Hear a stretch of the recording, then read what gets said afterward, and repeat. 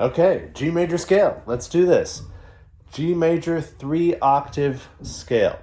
Okay, so we're going to have our little notes at the beginning to help us mathematically once we do this with slurs. We'll be doing it 1 per bow, 2, 3, 4, 6, and eventually 8, 12, 24, and if you want for fun, 48. So I suggest doing this at 40 to the metronome, but I'm going to just walk you through how to do this before you really start doing it with the metronome. Okay, so I'm going to play it through once just so you can hear it, and also so you can play along with it once you're comfortable, and then we'll break it down. Okay.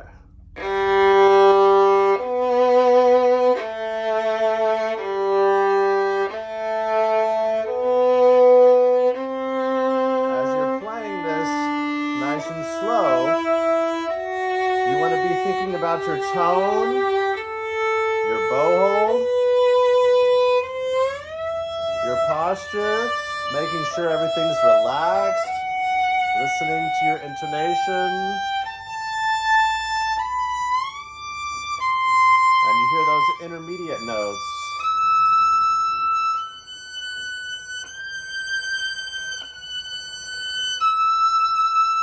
Full bows. So I'm going to the actual frog and the actual tip. And we're using open strings, not fours, because we're thinking about speed eventually.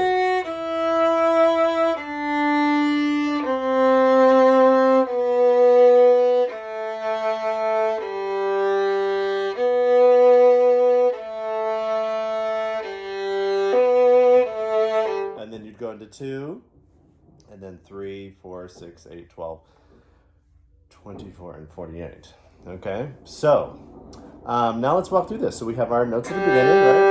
So just little add-ons. And then we go on up. Listening to your intonation. Do, re, mi. Now here, we're going from C natural, we're going to slide up to E. Now notice, I'm going to show you from behind. See, my thumb is not way up here. I'm not in the, crook of the hand. I'm down here where the neck can rest on this knuckle of the hand. And then the thumb just kind of just barely rests there. Now, when you shift, you have to release. So it can go, just slide easily. If you're gripping the string to actually play a note, then you're not going to be able to slide easily, and it's much more resistance, okay? So as you slide, you're going to release, get up to where you need to be, okay? And then play your D, because we went from C up to E, so we missed D. So C, here's our intermediate note, because that's where we're going, 3rd position, and then 1.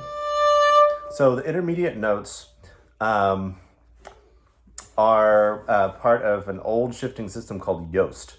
And Yost shifting was about shifting from whatever finger you were on to the new position, and that finger helps you get to the new position, and then you play the finger that you need, okay? So the finger that we're on is C, which is a 2, and we're shifting up to our new position, and then we're playing the actual note that we need, D. And then E is already ready because it had already gone up to that position too. F sharp, G, which is a half step. F sharp and G is a half step. And then A, B. Now here we're going to go up to D.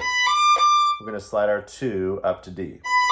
And before you do that, I want you to think about going up to 5th position. When you go up to 5th position, your arm is going to come under the violin, and this is where you get kind of that uncomfortable feeling like, I'm twisted all around. And but it also gives you that look of like the violinists, the violinists that are playing, and they have, the pictures that you see of professional violinists, right? They look all kind of twerked around like this. So or torqued around. So we're gonna go. We're gonna slide from B all the way up to D. Okay. So slide up, and as we do that, we're gonna bring our arm underneath like that, like so. Okay. And then we go back to our A. No, that's not A. To C. D, E, and now since we're kind of brought our arm around here, then it's very easy for us to play 1, 2, 3, 4, 4. If we didn't bring our arm around, we'd do 1, 2, 3, and then we wouldn't be able to reach the 4, and we'd have to kind of bring our arm around then. But I want to bring my arm around beforehand so that I can be in position to do all that I want up in 5th position, okay? So let's go back to our A. Match with our A string. Okay, so we're in 3rd position. 1, 2, then we slide, bringing our arm around. There's our note, which is a D, so we can check it when you're practicing on your own. You can double check and make sure you're in tune, okay? So D, and then back to the C. D, E, F, sharp. Now notice all of these are whole steps. They're not super far apart because we're up in 5th position, but they are all whole steps. So C, D, E, F sharp, and then we are not going to lose any of our fingers. We keep them all down so that we can reuse them on the way down. 1, 2, 3, 4, and then we extend our pinky, 4, and that's just a half step. There's a G. We play our G, G, G, G. Make sure we're in tune. G, F sharp, and then down the scale. Now here, I'm gonna get my 4 ready, okay? So my 4 is not gonna be hanging way back here. It's gonna be ready as we slide down to F sharp. And notice my thumb released, so that means my head's gonna have to grab just a little, okay? So it'll grab just so it doesn't, come out like that. Okay, and then you can release, you don't have to keep grabbing. And then now, see, we went from, what is this, C, right? We went from C down to F sharp, now we need our B. And then A, keep the F sharp there so you can reuse it. G, F sharp,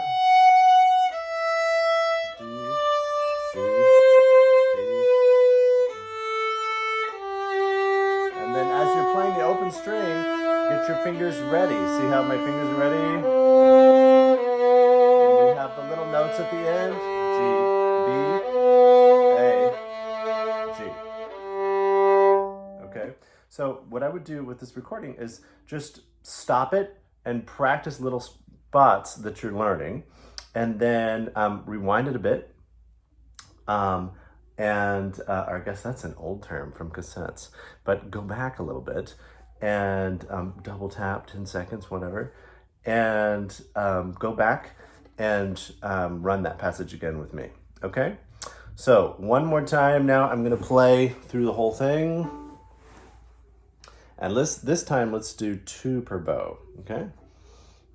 So full bows. And I want to say this, before you start, you want to make sure your bow hold is good.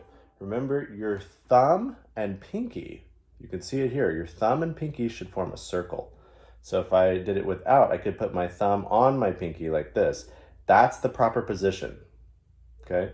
So thumb goes into position as bent on the very tip of the thumb, right? In that little notch.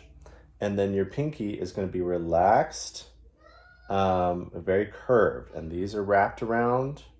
First finger is in between the first and second knuckle. Okay, so you make sure you're in position before you start. Relaxed arms, so you get beautiful arm weight, relaxed arm weight, okay? And then we start. And this is about at 40. There's our intermediate. I want to go early and slow. So start shifting early. but then shift as slow as we can. So I'm going to shift right away, but nice and slow.